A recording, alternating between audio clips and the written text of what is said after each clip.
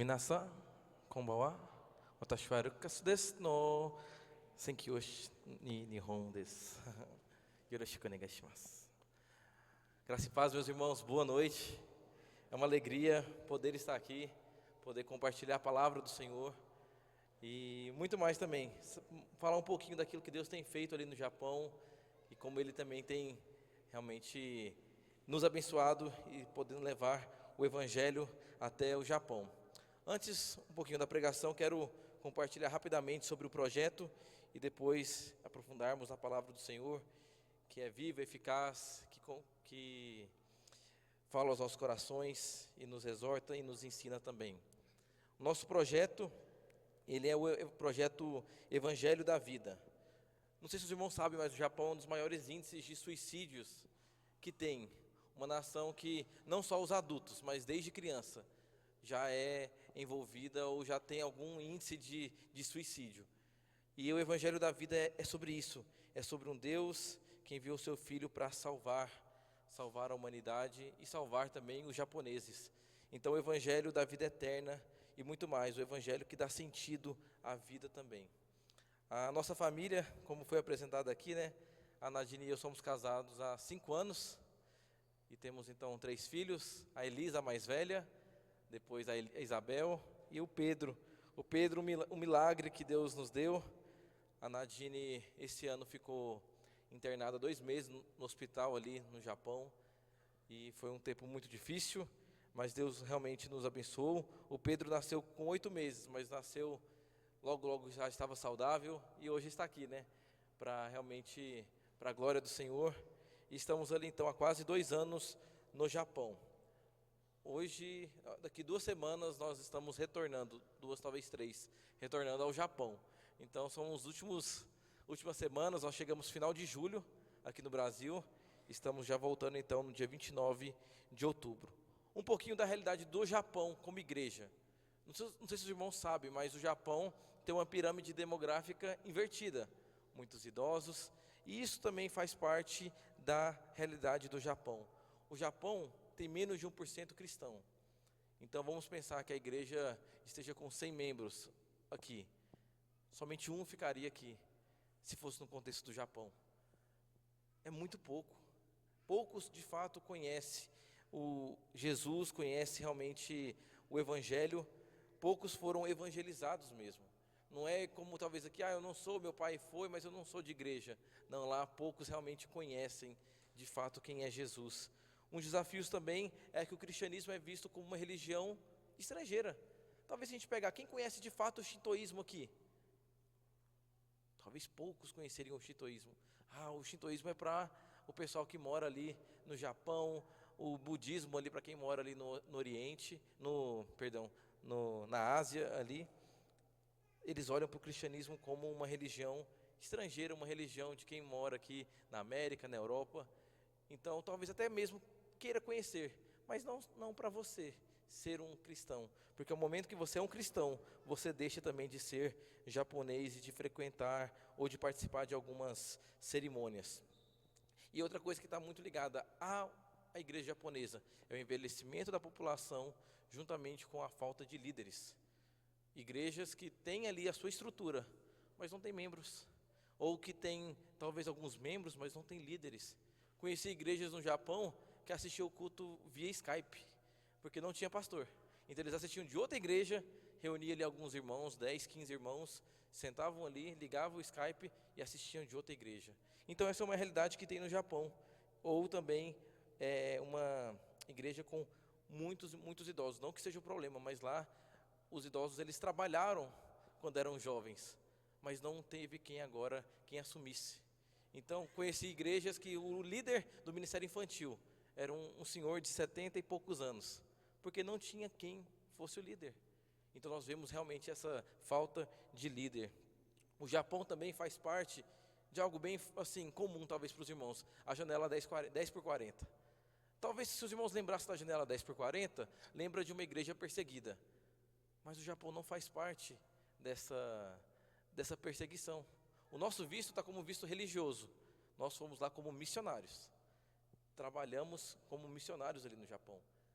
Mas menos de 1% é cristão. Por quê?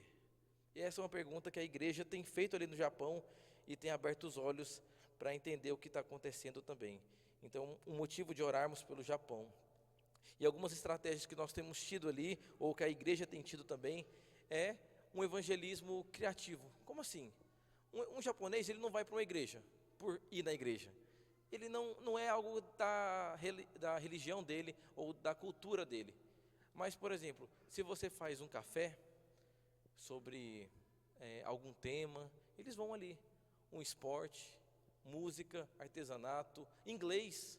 São portas que você abre para que os japoneses vão ali, e é nesses momentos que você fala do evangelho e explica um pouco mais. A gente teve a oportunidade de conhecer um projeto de coral. Um senhor, um americano, ele está nos Estados Unidos, no Japão, já deve ter uns 6, 7 anos, e ele tem um grupo de como se fosse um black music, mas com os japoneses. Então eles ensinam músicas americanas, mas cristãs. E os japoneses querem aprender inglês, então eles fazem o quê? Eles aprendem. Eles estão ali querendo aprender as músicas cristãs, para cantar no Natal, em época da Páscoa, e todo ensaio tem alguma devocional. Aí ele falou, quando a gente estava lá, olha, mais ou menos depois de 4 ou 5 anos, alguns começaram a fazer pedidos de oração. Nossa, é quase um milagre, porque o japonês, ele nem sabe quem é Jesus, quem é Deus, oração, mas eles estão começando a entender um pouco mais. Então a gente vê que são algumas ferramentas que a gente pode ter. Importância também de estar junto. O Japão, no geral, é um país que trabalha muito. Eu poderia dizer até mesmo que são muitas vezes escravos do trabalho.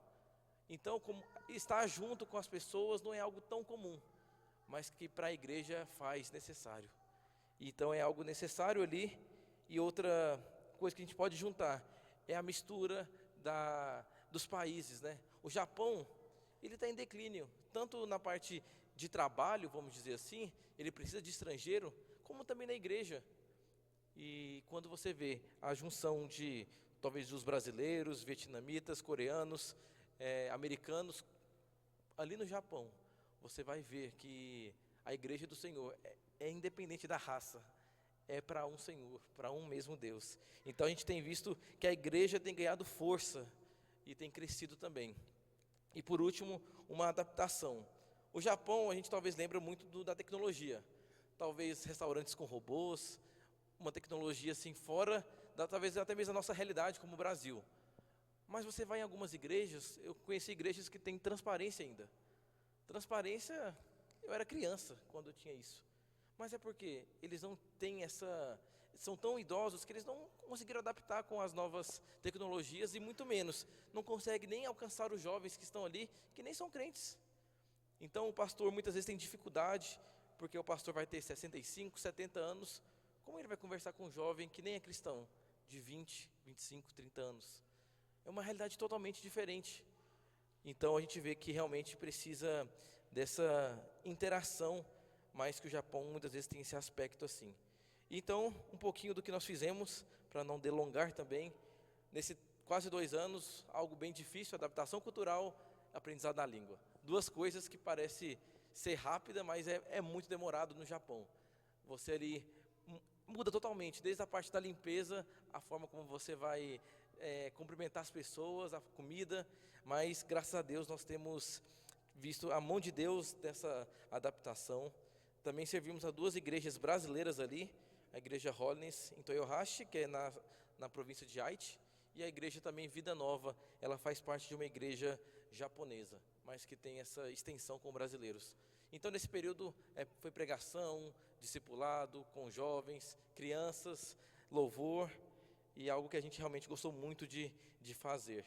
Também participamos de acampamentos de jovens, adolescentes, evangelismos e também congressos.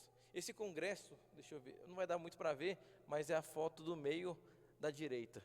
Teve quase uns 1000 líderes missionários ali no Japão. Um evento que acontece a cada 7 anos. Então, a cada 7 anos tem esse evento, era o 7º que estava acontecendo.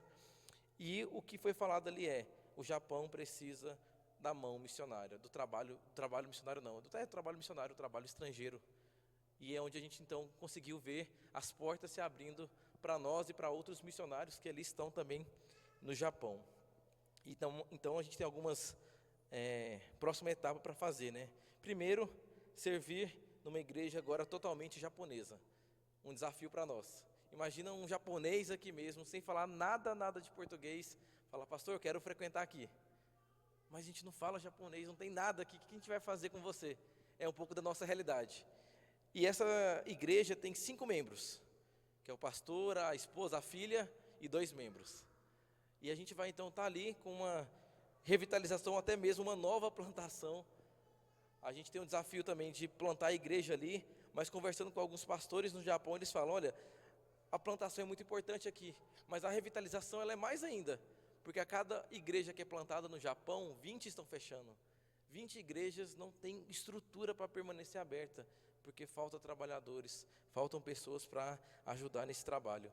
Então a gente também quer trabalhar nisso, ser pontes ali no Japão. Eu quero conhecer o Japão, quero conhecer o trabalho ali no Japão.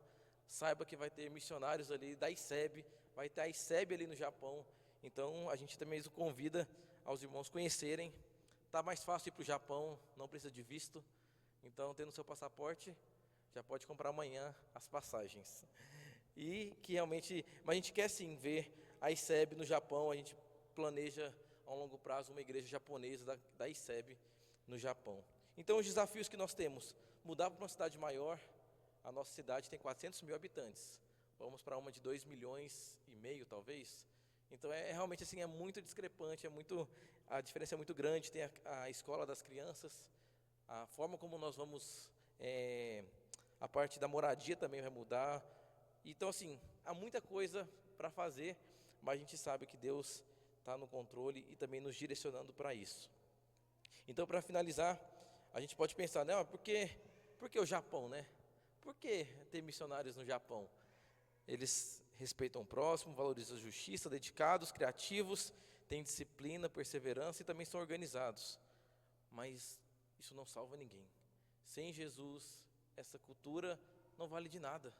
Precisa sim da mão do Senhor ali para realmente alcançar os japoneses e para que eles também sejam salvos. Se convertidos, os japoneses serão grandes instrumentos na mão do nosso Redentor, mas como ouvirão se não há quem pregue? Então, que o Senhor realmente levante nós aqui como igreja para ir para o Japão, conhecer mais. Eu quero fazer férias para Jesus, eu quero estar ali, dedicar um pouco do meu tempo ali no Japão. Vamos ali, vamos conhecer o trabalho ali. Eu tenho certeza que talvez você volte para cá querendo voltar de novo para o Japão. E eu espero que realmente Deus fale ao seu coração. Então, depois eu vou falar um pouquinho no final dessa parceria, mas que realmente os irmãos se interessem um pouquinho mais pelo Japão, para conhecer mais essa realidade missionária do Japão que é tão importante. E eu peço aos irmãos que também abram suas Bíblias lá em Atos, capítulo 8. Esse texto tem a ver conosco.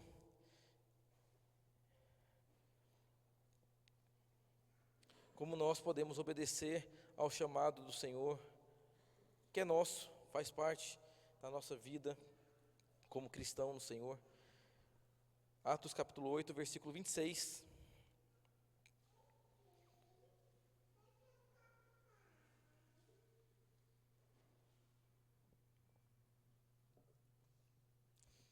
Diz assim: o anjo do Senhor disse a Filipe: levante-se e vá para o sul, no caminho que desce de Jerusalém a Gaza. Este se acha deserto.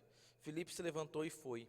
Havia um etíope eunuco, alto oficial de Candace, rainha dos etíopes, o qual era superintendente de todo o seu tesouro. Ele tinha vindo adorar em Jerusalém. Estava regressando ao seu país, e assentado na sua carruagem vinha lendo o profeta Isaías. Então o Espírito disse a Filipe: aproxima dessa carruagem e acompanha. Correndo para lá, Filipe ouviu que o homem estava lendo o profeta Isaías. Então perguntou: o Senhor entende o que está lendo? Ele respondeu: como poderei entender se ninguém me explicar? Convidou Filipe a subir e a sentar-se ao seu lado. Ora, a passagem da escritura que ele estava lendo era esta: foi levado como ovelha ao matadouro, e como cordeiro mudo diante do seu tosqueador, ele não abriu a boca. Na sua humilhação lhe negaram justiça. Quem poderá falar da sua descendência? Porque a vida dele é tirada da terra. Então o eunuco disse a Filipe: peço que você me explique a quem se refere o profeta. Fala de si mesmo ou de outra pessoa? Então Filipe explicou, e começando com essa passagem da Escritura, anunciou-lhe a mensagem de Jesus. Seguindo pelo caminho, chegaram a certo lugar onde havia água. Então o eunuco disse: eis aqui a água, o que impede que eu seja batizado? Filipe respondeu: é lícito, se você crê de todo o coração. Então ele disse: creio que Jesus é o Filho de Deus. Então mandou parar a carruagem, ambos desceram a água, e Filipe batizou o eunuco. Quando saíram da água, o Espírito do Senhor arrebatou Filipe, e o eunuco não o viu mais, e este foi seguindo o seu caminho, cheio de alegria. Mas Filipe foi visto outra vez em Azoto, e seguindo viagem, evangelizava todas as cidades, até chegar a Cesareia. Amém. Vamos orar mais uma vez? Senhor, estamos diante da Tua Palavra, que o Senhor realmente abra os nossos corações, que o Senhor fale aos nossos corações. Precisamos da Tua luz, da Tua direção para nós. E oramos assim em nome de Jesus. Amém. Talvez uma pergunta que nós devemos fazer para começar é: como começar missões? Talvez a gente pode pensar, a gente pode fazer orando pelos missionários, isso é muito importante, contribuindo, conhecendo um trabalho, mas algo que a gente pode realmente ver é como nós respondemos ao chamado do Senhor, a urgência do Evangelho em todo mundo, porque se nós olharmos para vamos pensar o Distrito Federal, nós vamos ver uma realidade muito grande. A gente não mandaria missionários para fora por conta dessa realidade. Tem muitas igrejas, sim, mas há muitos que ainda precisam ouvir. Mas se a gente olhar para fora, para o Brasil como um todo, nossa, mas também precisa também. O mundo também precisa. O que nós vamos entender então? Que nessa seara do Senhor, nesse trabalho do Senhor de fazer discípulo, nós precisamos obedecer o seu chamado. Obedecer aquele que realmente nos propôs a uma missão. Quando nós entendemos o Evangelho do Senhor, se nós somos de fato discípulos de Cristo, nós precisamos obedecer o ID do Senhor. Não precisamos talvez esperar ir para o Japão para obedecer o ID, mas desde já, com a nossa vida, onde nós estamos, precisamos de fato ser luz onde nós estivermos. E se nós aqui pararmos para pensar, como foi a sua conversão? Alguns diriam: eu converti com os meus pais, desde pequeno ouvindo a palavra. Outros: o meu vizinho foi falando, me chamou quando eu era criança. O outro foi a avó. Um passou na igreja e entrou. A gente vai ver que, independente da idade, de como foi, o Evangelho chegou até nós. E é interessante porque se o Evangelho chegou até nós é porque alguém ouviu e obedeceu ao chamado do Senhor. O texto que o pastor leu no início, de Mateus 28, é ir pregar o Evangelho a toda criatura, é levar pessoas a Cristo. Mas antes de eu levar uma pessoa a Cristo, alguém obedeceu esse chamado e trouxe o Evangelho a mim. E é algo que agora eu preciso fazer, eu preciso responder a esse chamado, um chamado que é do Senhor, em obediência a Ele, para glória e louvor do seu nome. E pregar o Evangelho não é só para alguns. Mas eu não sei falar, eu talvez tenho vergonha. E eu lembro quando eu era criança, devia talvez ter uns 8 anos, estava indo para a igreja de ônibus, e um homem parou ali também para pegar o ônibus, começou a conversar comigo, e ele fez uma pergunta. Ele era espírita, não lembro como que chegou esse assunto, mas ele perguntou: se você é cristão, me responde essa. Se Deus fez no início Adão e Eva, porque nós temos os asiáticos, os africanos, os brasileiros? E eu com 8 anos, 7 anos, eu falei assim, eu não sei o que fazer, o que responder. E aquilo me trouxe algo assim, muito difícil. Falei: nossa, eu não consigo responder às pessoas, eu não sei evangelizar. E toda vez que eu pensava em evangelizar, eu lembrava dessa cena, né, desse momento, e falava: não, eu não consigo, eu não sei responder às pessoas. E foi passando, e em 2013, num Férias para Jesus, lá em Morrinhos, eu pude ter esse tempo de evangelização ali. E eu comecei a ver, não, é de fato o Senhor que nos capacita. A gente fica com medo de não saber falar, mas nós precisamos realmente pregar o Evangelho. Muitas vezes a gente prega já querendo a conversão, né? A gente, é como se fosse ir de converteis, né? Não, mas é ir de pregar o Evangelho. A conversão, quem convence de todo o pecado, da justiça e do juízo, é o Espírito. O nosso papel é pregar o Evangelho. Paulo vai dizer em 1 Coríntios 9,16: se eu anuncio o Evangelho, não tenho de que me gloriar, pois sobre mim pesa essa obrigação. Porque ai de mim, se eu não pregar o Evangelho. Já não é mais um conselho, mas é algo nosso. Se nós somos cristãos, nós pregamos. Não tem a ver com um púlpito simplesmente, mas na sua escola, na sua faculdade, no seu trabalho, na sua casa. O Evangelho precisa chegar aos corações. Então nós precisamos entender o que Deus espera de nós como agora cristãos. E hoje, pensando aqui nesse texto de Filipe, vai trazer um pouco para nós. Filipe, homem do Senhor, um homem que foi escolhido para ser diácono, mas não somente servir às mesas, ele pregava o Evangelho. E eu gosto muito de pensar, antes de entrar nesse texto do versículo 26, que antes, no versículo 4 do capítulo 8, quando eles foram dispersos ali, depois da morte de Estevão, Filipe está pregando o Evangelho. Ele foi disperso porque as pessoas pregavam o Evangelho, mas ele não entendia que ele deveria parar. Ele estava ali em Samaria e pregando o Evangelho. Para onde Deus nos quer? O que nós vamos fazer para o Evangelho? O Evangelho é do Senhor, a missão é dele. Então algo que nós precisamos entender, para realmente entender sobre a missão, é que de Deus nós somos cooperadores. A missão é do Senhor. Não é nossa que está ali no Japão, não é daqueles que estão na África, na Europa, onde seja, ela é do Senhor. Nós apenas fazemos parte, pequena parte, dessa missão global do Senhor para alcançar as pessoas. Então, que possamos confiar de fato nessa autoridade do Senhor, que nos designa para sermos discípulos. E a primeira ação que nós vemos aqui nesse texto é que Deus nos dá a direção, é sobre a direção de Deus. Como Deus vai nos direcionar? Uma pergunta que eu tinha muito, né? Eu ficava com medo de ir para um caminho errado, né? Então, eu tenho dois caminhos. Se eu for por esse, é de Deus. Se eu for ali, não é de Deus, aí já era. Eu vou ter consequências quase eternas, né? Na minha cabeça era algo assim. Mas é tão interessante ver que, primeiramente, nós somos enviados e é de uma forma, não é algo místico, né? E, ai, como que vai ser, né? Como se fosse um sonho, né? Um negócio que Deus vai aparecer, uma visão. Não, aqui Filipe, quando prega lá em Samaria, as pessoas estão sendo curadas. Pessoas que estavam possuídas ali, eram realmente libertadas. Ali havia alegria naquela cidade. E aparentemente é tudo que alguém quer. Você pregar o Evangelho e as pessoas se converterem. Deus está fazendo a obra ali. Parece que está muito bom para sair. Está tão bom que não, Senhor, não é possível que o Senhor vai me tirar daqui. E Filipe está num lugar desse. Ali no versículo 8 diz: e houve grande alegria naquela cidade. Filipe estava ali, a mão do Senhor estava com Filipe, e havia grande alegria naquele lugar. Mas no versículo 26 diz que um anjo do Senhor disse a Filipe: levante-se e vá para o sul, no caminho que desce de Jerusalém a Gaza, este se acha deserto. E o versículo 27 diz que Filipe se levantou e foi. Aqui não tem a ver sobre um questionamento de Filipe. Se ele fez, aqui não mostra. Aqui demonstra uma prontidão, uma obediência. Obediência àquilo que Deus está chamando.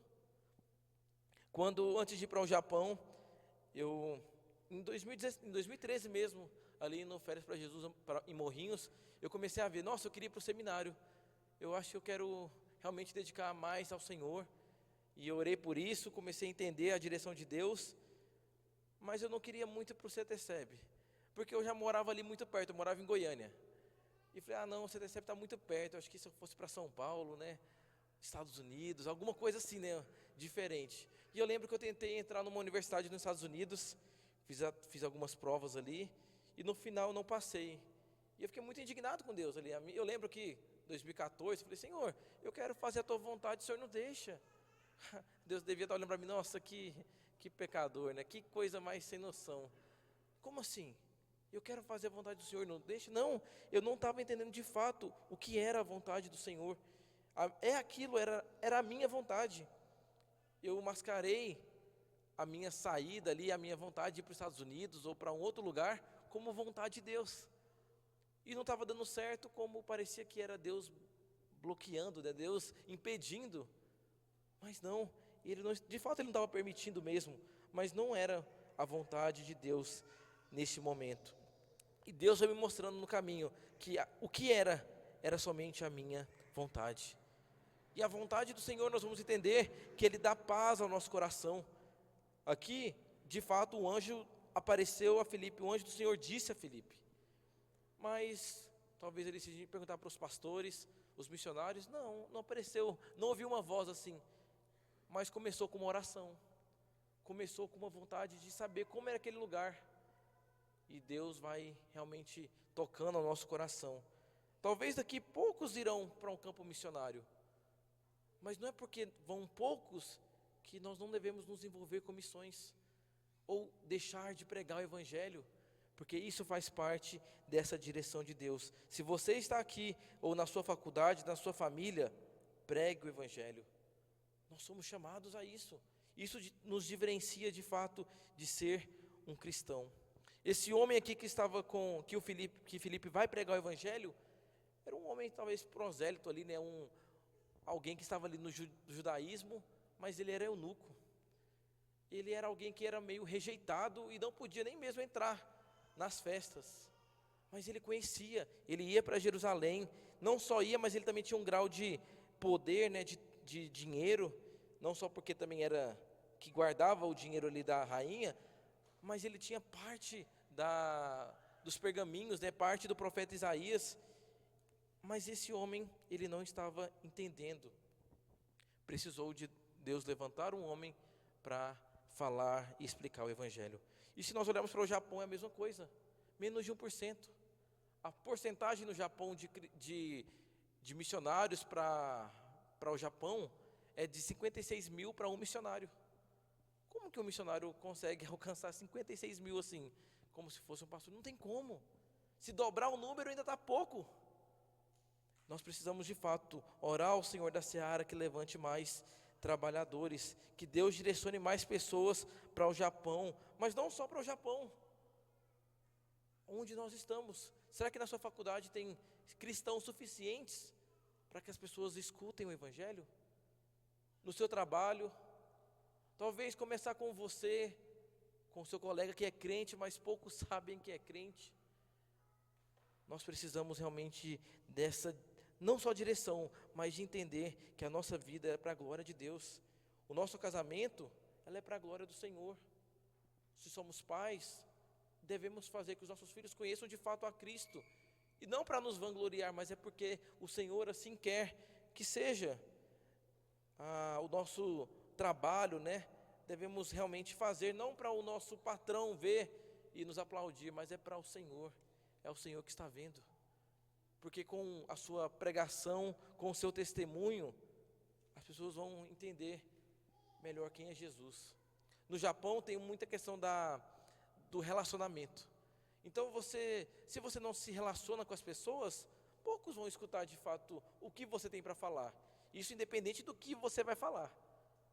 Mas se você tem um bom relacionamento com os vizinhos, com as pessoas de fora, vai chegar um momento sim de pregar o Evangelho. Nós temos orado por isso. A língua para a gente é uma coisa que dificulta muito ainda. A gente conversa o básico, mas é muito difícil aprofundar sobre de fato quem é Jesus. Mas nós temos orado, Senhor, nos capacite. Nos capacite porque a obra é do Senhor. E nós sim queremos falar e levar o Evangelho para aquela nação. E é isso que nós vemos então nessa segunda ação de Deus, que é a capacitação que vem de Deus. Mas eu não sei falar, eu tenho a dificuldade da língua. É o Senhor que nos capacita. Aqui diz que então o Senhor diz para Filipe aproximar. Então o Espírito disse a Filipe: aproxima-se dessa carruagem e acompanha. Uma carruagem ali. Eu penso que se fosse eu correndo atrás dessa carruagem, eu estaria bem cansado, né? Se eu conseguisse acompanhar, né? Então, Filipe, vamos pensar nessa realidade de Filipe. Estava num lugar que estava indo muito bem, estava dando resultado, para ir para um lugar deserto. Aparentemente, não fazia sentido nenhum. Mas quem Quem disse que precisa fazer sentido? Filipe, ele então obedeceu ao Senhor, e ele então começa a aproximar dessa carruagem. Provavelmente ali, ele começa a escutar algo que ele já conhecia, o profeta Isaías, e o Espírito diz para ele aproximar dessa carruagem e acompanhar. O homem estava lendo o profeta Isaías e não estava entendendo. Aqui talvez a gente pense, o brasileiro aqui conhece muito sobre Deus. Não. De fato, um Deus geralzão, talvez um Deus que muitas religiões levam a esse Deus. Mas poucos conhecem de fato sobre quem é Jesus. Quem é aquele que morreu na cruz para salvar os pecados. Um Jesus que entregou a sua vida e que pela graça nós fomos alcançados. Esse homem estava tão intrigado, talvez tão em dúvida, que quando Filipe pergunta se ele entende, olha, como eu vou entender se ninguém me explicar? Se eu lembrasse então daquela época, mas será que eu vou conseguir explicar para essa pessoa quem é Jesus? Talvez para a nossa pergunta, nós precisamos então entender, eu preciso conhecer quem é Jesus. Será que antes mesmo de eu explicar para alguém, eu conheço a Jesus? Será que o Evangelho de fato fez morada no meu coração? Será que o Evangelho de fato é o meu guia e a minha regra de fé?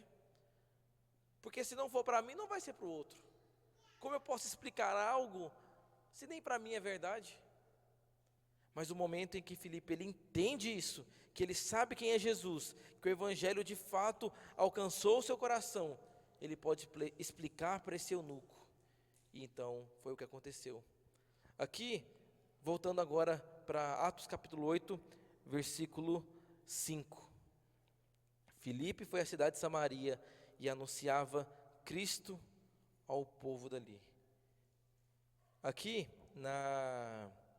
no versículo 35 diz, então Filipe explicou, e começando com essa passagem da Escritura, anunciou-lhes a mensagem de Jesus, ou anunciou-lhes a Cristo. Isso mostra o quê? Que a mensagem de Filipe era sobre Jesus. Independente de onde ele estava, independente em que contexto ele estava, ele fala de Jesus. Porque é isso de fato que é o Evangelho. O que Cristo fez por nós, o que o Pai, por meio do seu Filho, entregou ali na cruz para nos salvar. E é interessante, eu gosto muito dessa passagem aqui de Atos, que fala que começou com um profeta. Mas não parou ali. Ele podia muito bem, você quer só explicar essa passagem? Eu explico para você. E poderia ir embora. Mas não. Começando por essa passagem, anunciou-lhes a Cristo. Anunciou-lhe a Cristo, é sobre Jesus. Anunciou-lhe Jesus. Será que nós temos de fato anunciado a Jesus? Será que as nossas conversas ali, até mesmo polêmicas, têm levado a Jesus? Ou as nossas ideias, ou nosso desejo ali de ganhar alguém, porque de fato o que salva alguém é Jesus. O que transforma o coração é a mensagem do Evangelho. Paulo ele é bem claro nisso. Nós pregamos Cristo e esse crucificado. A crucificação de Jesus, precisou Jesus morrer por nós, para mostrar que a salvação não é por nós. O que nós fizemos pela salvação, talvez pecamos. E precisou então do intermédio desse Deus que se fez homem, habitou entre nós, cheio de graça e de verdade, entregou a sua vida. Um evangelho que não faz sentido. Não faz sentido no Japão. Como pode um Deus amar o mundo, em um mundo que para eles é um mundo caído, um mundo cheio de coisas erradas, a ponto de entregar um filho e morrer? Não faz sentido algum. Mas é esse Jesus que os japoneses precisam conhecer. Muitos ali sem esperança alguma, estão morrendo, porque eles não conhecem a verdade. Quantos idosos vão precisar morrer para que o Japão conheça a Cristo? Então, talvez se nós pensarmos no Japão como o país, dificuldade cultural, totalmente diferente, linguístico, nós não vamos para o Japão.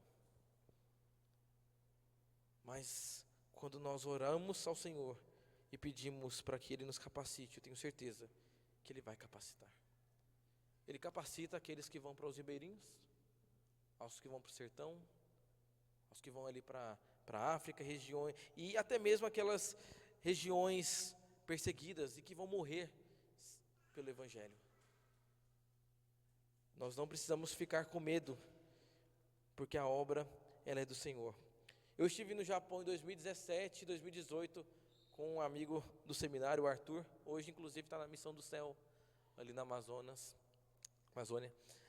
E eu lembro quando a gente estava voltando do Japão, eu muito assim animado para voltar já para o Japão. Eu falei, Arthur, você também vai querer vir para o Japão também?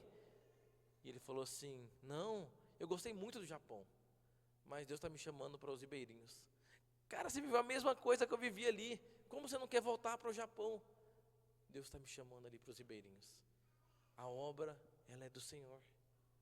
Eu não me vejo, eu, Lucas, hoje, indo para os ribeirinhos. Não por algo específico, não, mas, sabe, porque Deus tem direcionado ali para o Japão. E essa é a obra do Senhor. A seara é dele, os trabalhadores são deles, e ele envia para onde ele quiser. Precisamos estar obedientes e prontos, assim como Filipe levantou e foi. Não é levantar e questionar, levantar e perguntar, faz sentido? Mas e o sustento? E a capacitação? Entregue ao Senhor e faça a obra do Senhor. Porque aí, então, nessa terceira ação do Senhor, nós vamos ver que a conversão, ela é por Deus, não é por nós. Não somos nós que convencemos, irmãos. Isso que talvez nos deve investir e nos alegrar na missão. Porque se fosse por mim, eu nem precisava ir. Mas é pelo Senhor. E esse milagre, de fato, é algo que vem do Senhor. Talvez numa pregação, um ali vai converter e o outro não. Mas foi a mesma pregação. Eu gosto muito de pensar em Paulo, quando estava em Atenas, e Estevão, quando ali está fazendo a sua defesa. Os dois estão pregando ali, eles estão em momentos diferentes. Paulo, ele pega um Deus desconhecido, alguém ali que eles adoravam até mesmo sem saber, e ele usa para falar do Evangelho e explicar Jesus, a criação. Já Estevão, ele estava falando para judeus, ele usa ali a história, a antiguidade, os antepassados, para anunciar também a Jesus. Em Atos, quando Paulo está pregando, alguns, ali acontece o quê? Eles zombam de Paulo. Como pode? Ele deve estar louco. Outros vão falar, olha, em uma outra oportunidade nós vamos te escutar. Mas ele diz que outros também se converteram. A pregação do Senhor, ela deve ser para que as pessoas conheçam Jesus. Não para falarmos o que as pessoas querem ouvir. Talvez se eu falar desse jeito aqui a pessoa não vai gostar. Mas será que eu estou anunciando a Jesus? E algo que então nós vamos confiar é que a alegria da conversão, como diz aqui no texto, que esse homem, ele saiu cheio de alegria, cheio de júbilo. A conversão traz isso. Era alguém que estava morto e recebeu vida, que estava perdido e foi achado, que estava nas trevas ali, mas está agora na maravilhosa luz de Cristo. Nós precisamos realmente preocupar com as pessoas. Talvez os parentes que estão perto de nós acostumamos tanto a eles não serem crentes, que nós nem mais pregamos. Eu já preguei 1, 2 vezes, já está bom. Vamos falar do Evangelho. Paulo, quando ele vai trabalhar com a igreja ali em Tessalonicenses, 1 Tessalonicenses capítulo 1, versículo 5, ele fala que o Evangelho não chegou até ele somente em palavra, mas sobretudo em poder no Espírito Santo. O Evangelho não é somente uma palavra vazia, é o poder, é o Espírito Santo que atua e age em cada coração. Nós precisamos realmente confiar nisso, e é Ele que traz restauração, traz cura, traz paz e traz sentido para a vida. É Jesus, esse Jesus que nós queremos pregar ali no Japão, para que eles entendam que a vida deles é muito mais que algo que está acontecendo apenas aqui. Tem sentido, tem esperança. Cristo morreu por nós quando éramos pecadores. E tudo isso revela o grande projeto de Deus para salvar pessoas. Como pode um eunuco, Deus direcionar um homem de Deus, que estava convertendo pessoas num lugar, para um outro homem, que aparentemente era discriminado pela tradição? E esse homem, ele se converte. A Bíblia não fala mais sobre ele, mas a história mostra que ele foi alguém que levou de fato o evangelho à região da Etiópia ali, um bispo até mesmo. Mas o que nós entendemos é que a salvação, ela é um milagre de Deus. Não temos como forjar isso. Talvez alguns ali se adaptem à igreja, às músicas, ao evangelicalês, mas um coração transformado, vamos ver frutos. Frutos que dá louvor e glória para Deus. Então, a gente entende esse texto aqui no final, diz que o eunuco não viu mais e ele foi seguindo o seu caminho cheio de alegria. Ele não só saiu cheio, mas ele foi batizado, mostrando que ele entendeu de fato quem era Jesus. Aqui ele faz a confissão, né? Que Jesus é o Filho de Deus. Eu entendi agora, faz sentido para mim. Me batiza. E o que me impede de ser batizado? Então esse homem, ele sai cheio de alegria. E aqui Filipe, ele foi achado em outro lugar. Saiu dali e foi achado em Azoto, um lugar longe, mas é interessante. Talvez Filipe falou assim: nossa, eu fiz uma viagem longa, estava numa cidade deserta, corri atrás de uma carruagem, estou cansado, vou descansar. Não, aqui diz que Filipe foi visto outra vez em Azoto, seguindo viagem, evangelizava todas as cidades até chegar a Cesareia. Este homem não para. Filipe, ele continua pregando o evangelho. E talvez aquilo que ele já estava fazendo deu mais sentido. Deus, ele me usou num lugar que não parecia fazer sentido. Eu quero trabalhar mais para o Senhor. Eu quero fazer mais para o Senhor. Eu não posso ficar somente na minha zona de conforto. Eu preciso levar o evangelho adiante. Adiante. E assim como Filipe ouviu a voz do Senhor, essa direção de Deus, que possamos estar atentos, os nossos ouvidos. Senhor, aonde o Senhor nos quer? Mas enquanto Ele nos direciona, vamos trabalhar. Não vamos deixar para amanhã, como diz o goiano, é para ontem. Já deve estar fazendo. Que nós sejamos capacitados também pelo Senhor, que como Ele pregou com intrepidez o Evangelho de Jesus, possamos também confiar que a obra é do Senhor, é Ele que nos capacita. Não pense que a obra é sua e que Deus está ajudando você. Não, a obra é do Senhor.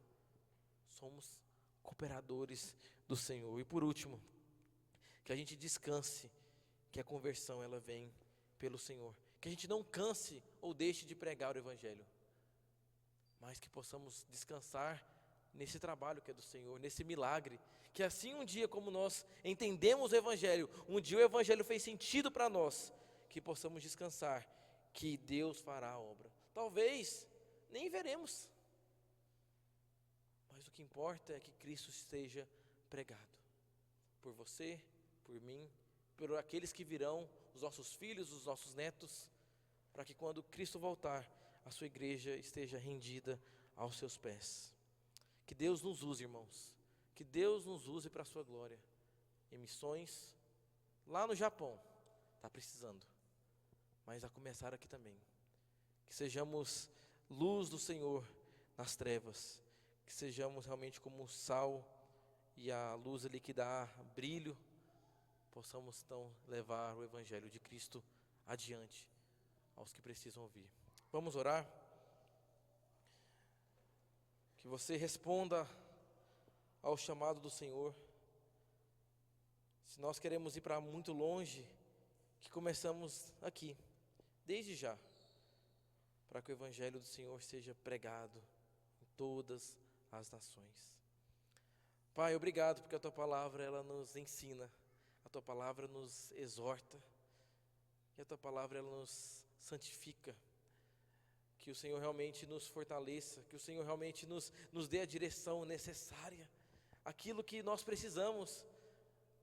Muitas vezes ficamos tão acanhados, com medo, ou até mesmo não preocupados com isso, com os nossos objetivos e projetos de vida, mas que antes mesmo de termos esses projetos, tenhamos o Senhor, temos os planos do Senhor, a direção do Senhor para nós, que importa realmente obedecer ao Senhor, importa responder ao chamado do Senhor, para que o Evangelho seja pregado. O Senhor nem precisava de nós, mas ainda assim nos deu esse privilégio de pregar o Teu Evangelho, que realmente possamos entender como um privilégio, como algo que o Senhor nos deu e que queremos fazer para a glória do Senhor. Nos use, Pai, nos use para a Tua glória, que as pessoas ali fora, onde estivermos, onde essas pessoas estão, que estejamos ali, Pai, que a Tua igreja esteja ali e que seja realmente levado o Evangelho com verdade, sem mudança nenhuma. Muitos ainda pensam em corromper a Tua palavra, mas que a Tua palavra seja pregada com fidelidade, que assim o Senhor realmente nos use. Estamos realmente entregando as nossas vidas ao Senhor, seja no Japão, seja no Brasil, aonde o Senhor nos enviar, que possamos responder sim ao Teu chamado. E assim oramos, agradecidos por tudo que o Senhor tem feito por nós, irá fazer também, em nome de Jesus. Amém.